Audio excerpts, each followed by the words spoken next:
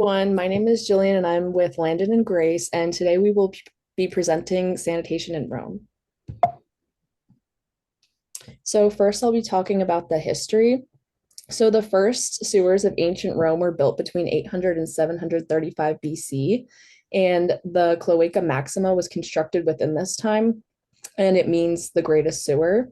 So it was built from massive blocks of volcanic rock and limestone, and it was originally built to drain the low-lying land that ran through the Forum, which was the center of the city, and it was the location of the most important religious, social, and political activities. It began as an open drainage canal following the path of an existing stream. But as Rome grew and as sanitation and hygiene became more important for the city, the Cloaca Maxima was covered and became Rome's first true underground sewer system. Some disadvantages were that there's no air ventilation, so gases could not be discharged. And then over time, the network of sewers that ran throughout the city expanded, and most of them, including some drains, linked to the Cloaca Maxima. So Roman culture was to take frequent baths. So back then, around 600 BC, when the Cloaca Maxima was at its peak, around 11 billion gallons of water was discharged every year, which it constitutes about 157 million 70 gallon baths. Moreover, 100,000 pounds of wastewater was deposited into the Tiber River, as you can see in the image right there. That was their drinking water source as well, which you can determine the implications there.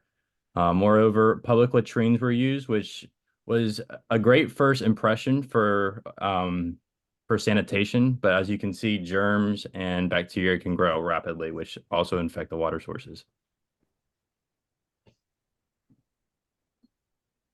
So fast forward to today, the average daily drinking water in Rome is around 220 liters per person, and the average for the EU or their standard is around 50 liters.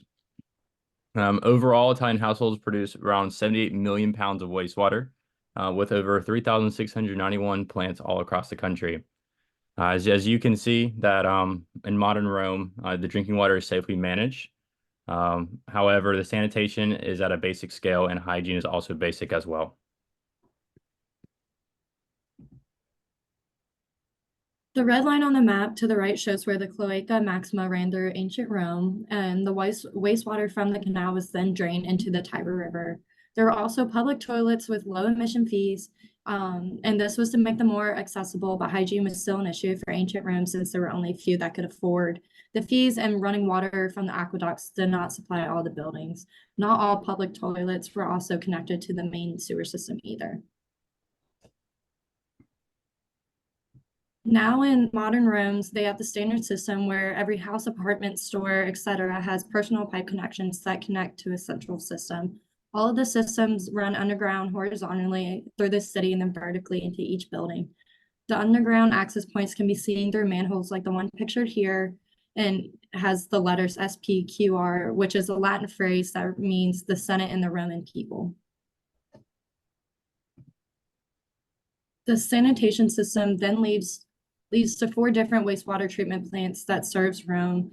The east plant has the maximum capacity of 400 or 600 meters cubed per day and currently serves 400,000 people, but has the capacity to serve 1.2 million. And the south plant has limited data, but the current maximum capacity is 820 meters cubed per day, while the other two don't have doesn't have much data. So, in regards to the reliability of the approach in ancient Rome, the sewer system is not necessarily reliable. The sewage system was a sophisticated network, and it mainly served the public areas of the city, providing little to no public relief for crowded residential areas.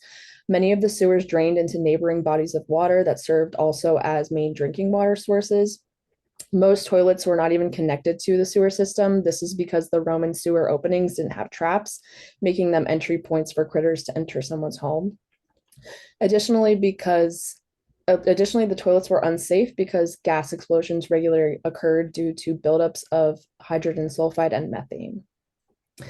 In modern Rome, it is semi-reliable just because in Rome, it has since updated its piping system to a more modern network, and almost all the homes and apartments in the city have their own bathrooms. and there are sewage plants. However, to meet the highest standards, these facilities must either safely dispose of the waste or move it somewhere off-site where it is treated. The wastewater is dumped into the Tiber River and it's only treated to about 50%. This results in severe pollution of the river and it is not compliant with the current EU standards. Therefore, modern Rome does not receive a safely managed sanitation ranking. So what were the costs? The canal required skilled engineers and tradesmen to design and build the canal, and therefore it took a long time to build and became very expensive. For the public bathrooms, the admissions fees were 1/4 of a denarius for men, 1 denarius for women, and free for children. There were some free public bathrooms, but not many. And there were also public urinals that were used that had buckets and then would be emptied by certain workers, which would then be sold for wool cleaners. There are still public bathrooms in modern Rome and cost about €1. While there's no specific data on how expensive it was to build a new sanitation system for the city, it was reported that the cost of sanitation in the city has increased by 53% from the previous years in 2013. It's also reported to be in the top 10 most expensive Italian cities for sanitation cost. All right. So as there was health issues from sanitation methods from ancient Rome, there's also health issues from sanitation in modern Rome. So in ancient Rome, waste was collected from the city to be used for fertilizer for crops, as we discussed before. And that would allow bacteria and parasites such as whipworm and roundworm to enter the food and water supply. Moreover, bathhouses and latrines were used without a proper understanding of parasites and germs as well. As you saw in the picture, there were multiple people in the same room using the same facility with no sanitary measures. As we can see, that will cause parasites and bacteria to rapidly reproduce.